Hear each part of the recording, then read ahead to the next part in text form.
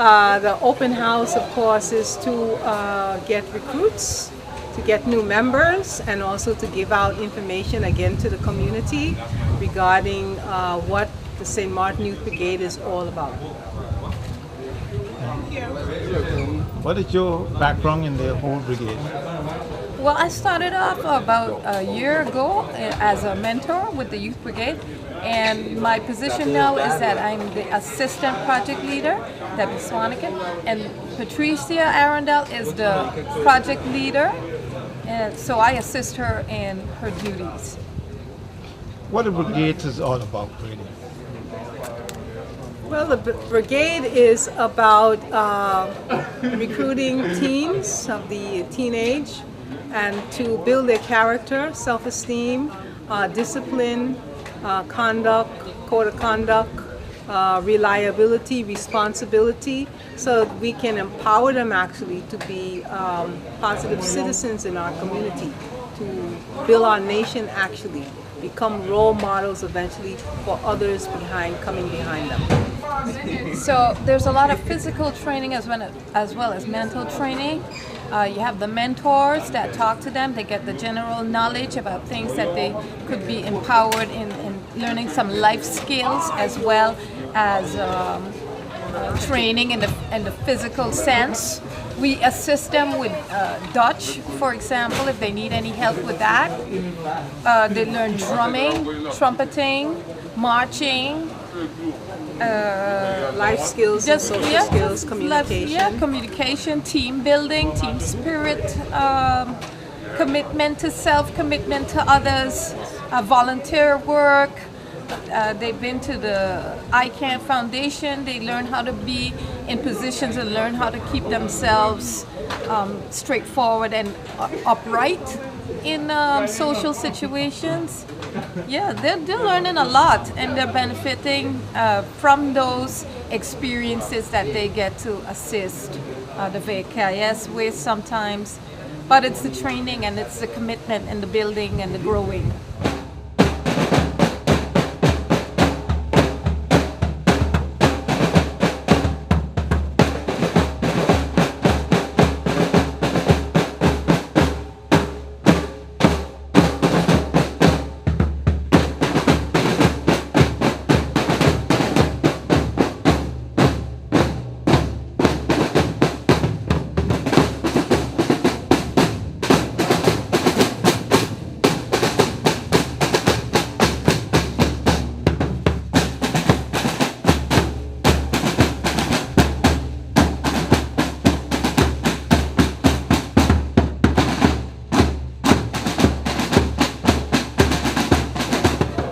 You start off as an aspirant, so you aspire to become. After about a year, if you pass your test, because we are linked with the brigade in Curacao, we have the coaches from Curacao come down and assess if you're ready to become a cadet. Then that's the second step, so you move from aspirant to cadet, and after cadet, then you move into brigadier. And you have Brigadier 1, 2, and 3, as I was told from the cadets, that there's not just one level of brigadier. So it's about 3 years training. It's about 3 years in training. Now, if someone youngsters see these youngsters are proactive, how can they able to join to be part like them? Well, they can also, if they know one of the young brigadiers itself, they can ask them to recruit them and bring them into the office and register, because we have an open registration actually all the time. So it's not just at the open house, but anytime a youngster or a young person wants to come in to join, they could come in and register, or if a parent feels that their son or daughter would like to join the youth brigade, then they can come in and sign up.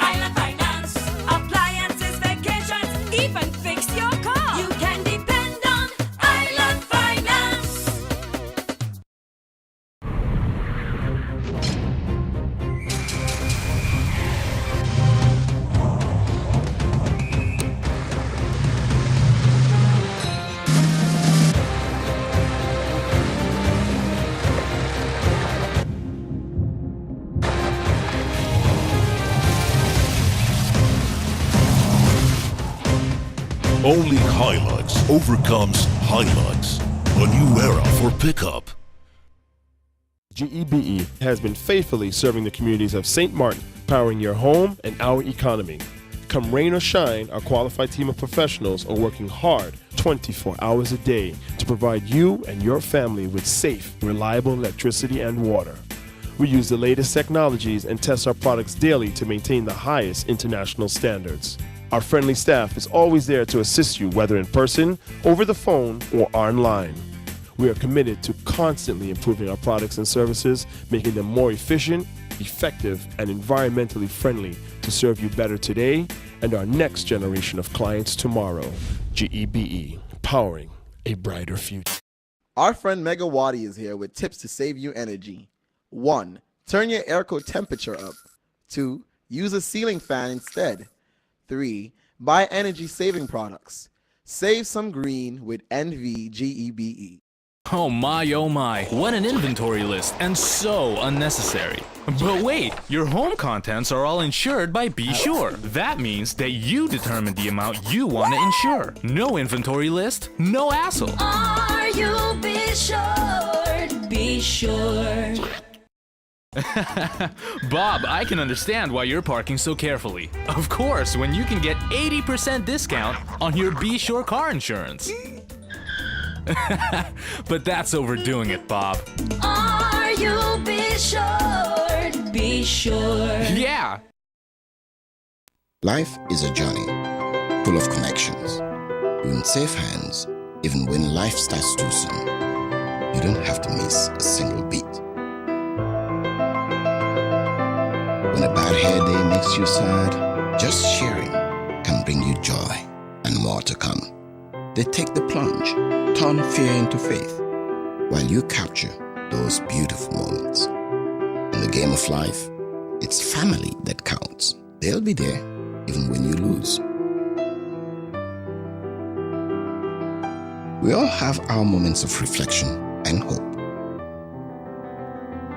And when you feel you're losing everything in life, we're there because there's more to come. When life starts too soon, you don't have to miss a single beat. We're here to connect you and share life. Telcel, when you want more. Here we go. This is freedom, this is life. Happiness is all I'm seeking.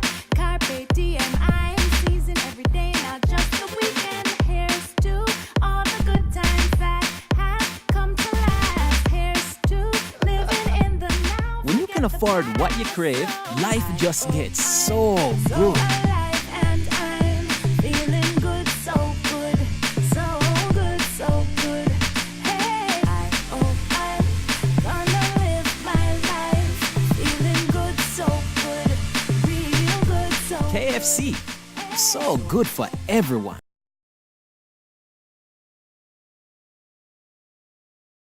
I'm hard pressed, not to think of somebody that has one of those types of symptoms. When we think about, okay, so now we understand what it treats, we understand how it's begun to treat things. How do you ingest it? How do you use it? Does everybody just smoke it?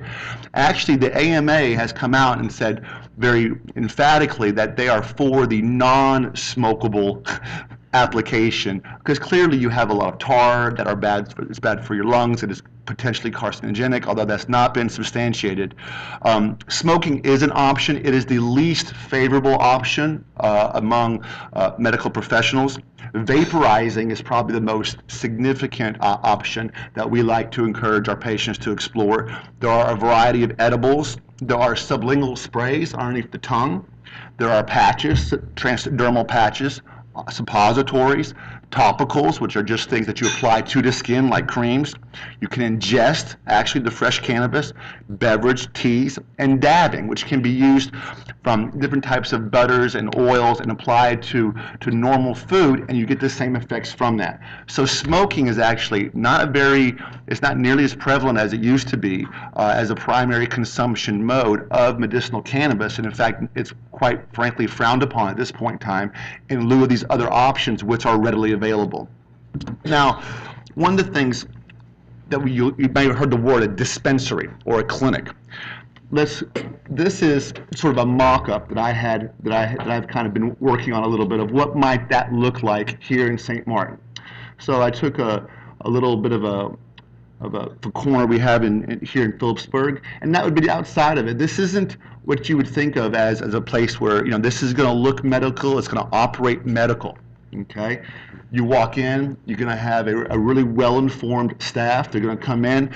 You're going to have monitors around, very clean, very, very medical.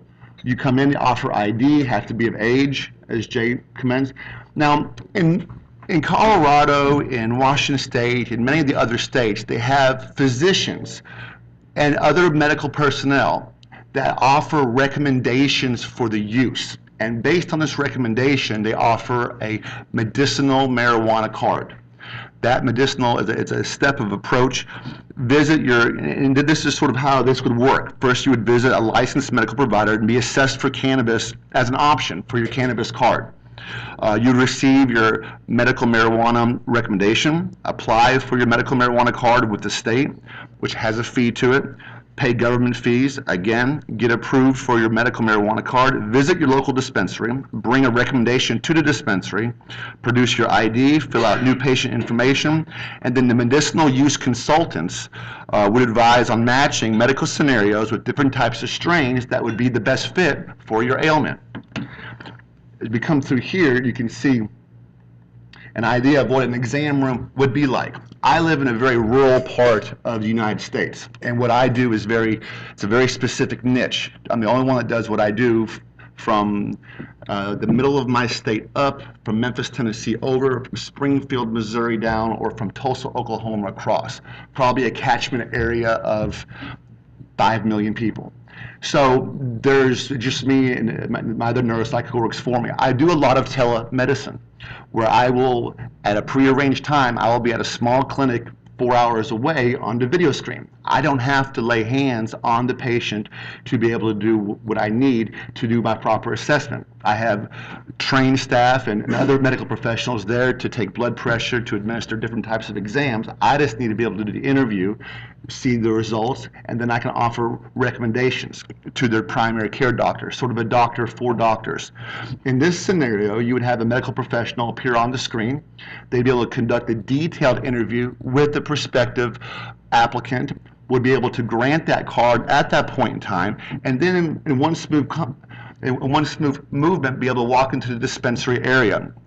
In this case, the freezers would be clear, they'd be open, and you have different strains in there, and you'd have sort of like a consultant that's medically trained. They have a variety of courses that they have to go through to understand the different strains and how they interact with the human body, and they'll make recommendations based on what you have going on, as well as administration techniques and tools, and as well as dosing. Dosing is probably one of the bigger hurdles to this, but with vaporization and edibles, they can control the amount of active ingredients.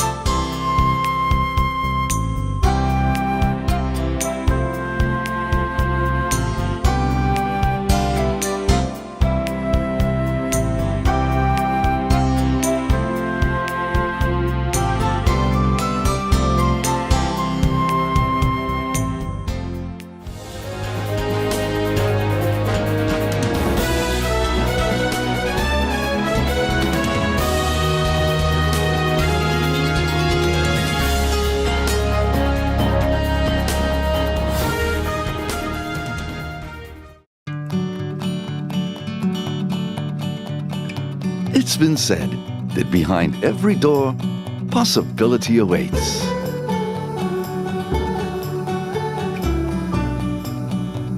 How much possibility depends on which door you open first.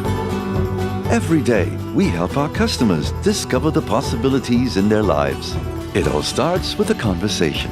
Scotiabank. Discover what's possible.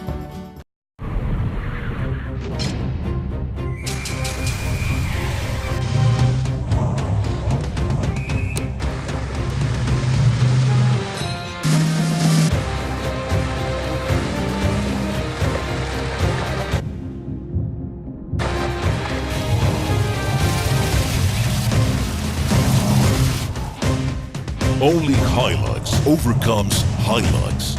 A new era for pickup. These are the doors that never close. These are the hands that make a difference.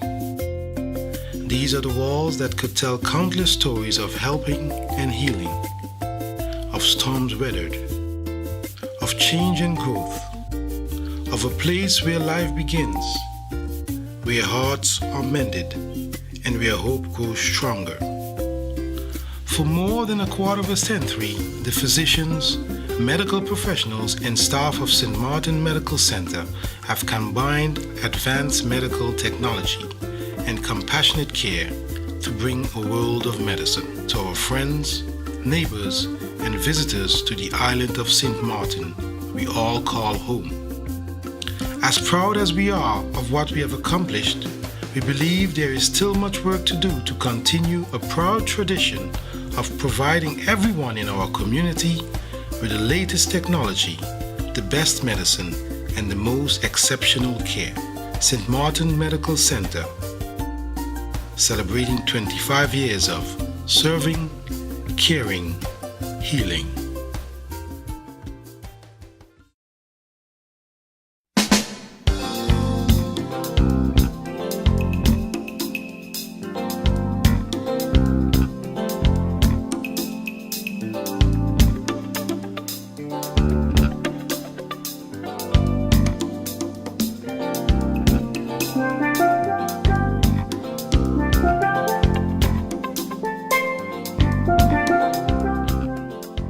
In my opinion, everything is perfect and you would be great for the job.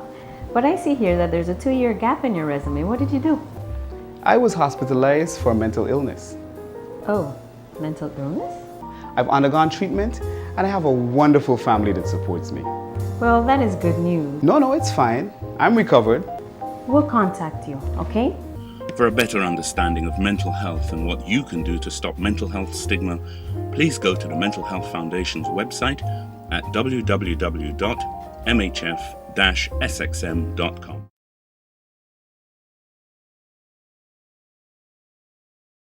Maybe it has been specified already, is what do you or what should we really be legalizing? The farming, the production of fine products like medicine, the trafficking, the importation, the exportation, the consequences, the use. Are we promoting really the recreational use? We understand the medicinal side of the story, and I didn't hear anything specific about controls,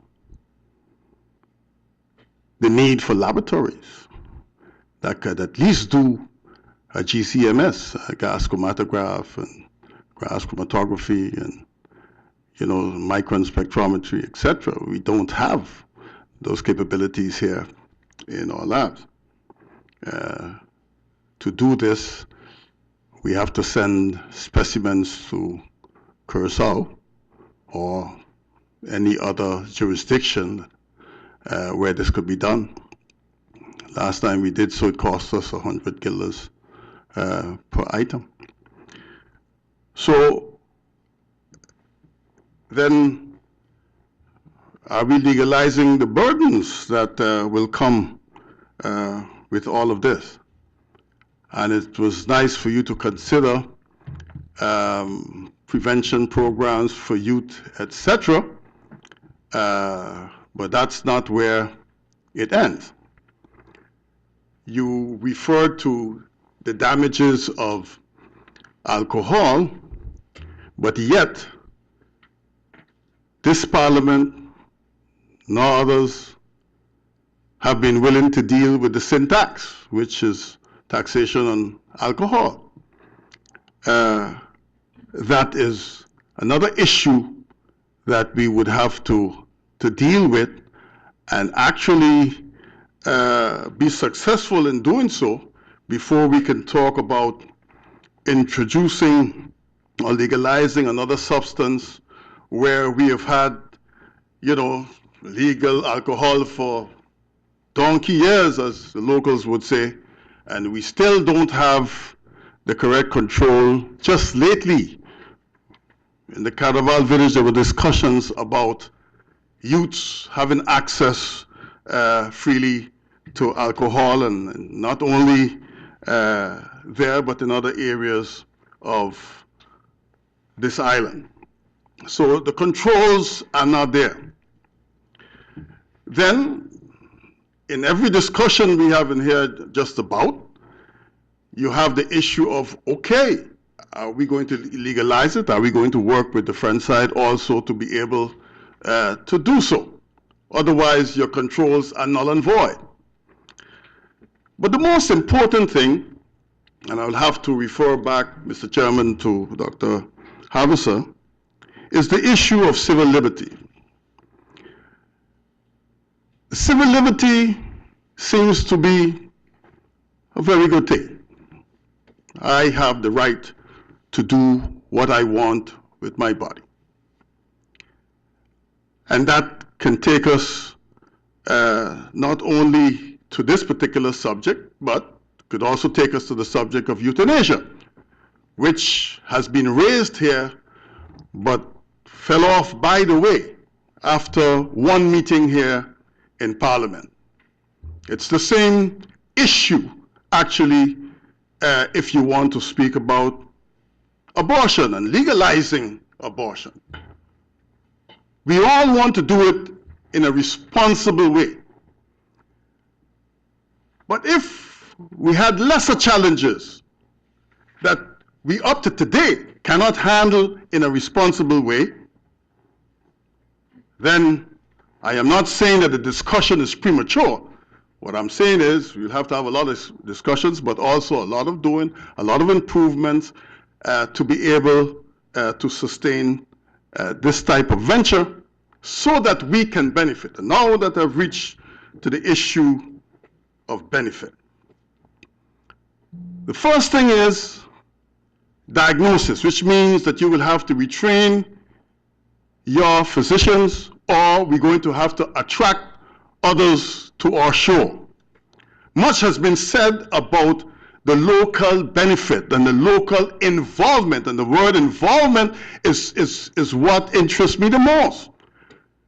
Too often, we accept new ideas, which are good, obviously, but not for the people of this country. In other words, it does not, or they do not benefit the people of this country the way it should.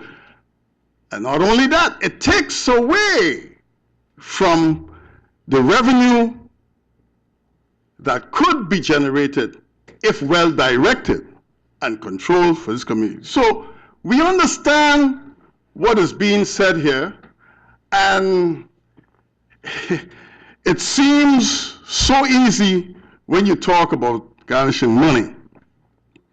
But for me, unless from the very beginning, so the growing of it, that locals are involved in the issue with education to add to it, because you could talk, we don't even have the educated growers here. There were those who were naturally, I would say gifted in the past, where there were no schools, people learned by apprenticeship, etc. But they're gone. That generation is gone. My grandfather is gone. They're dead and buried. We have to start a new education with regards to this particular issue, product, if you want to call it that. They have to learn about the benefits. They have to learn about the dangers. And they also have to learn and be convinced about their contribution to this society.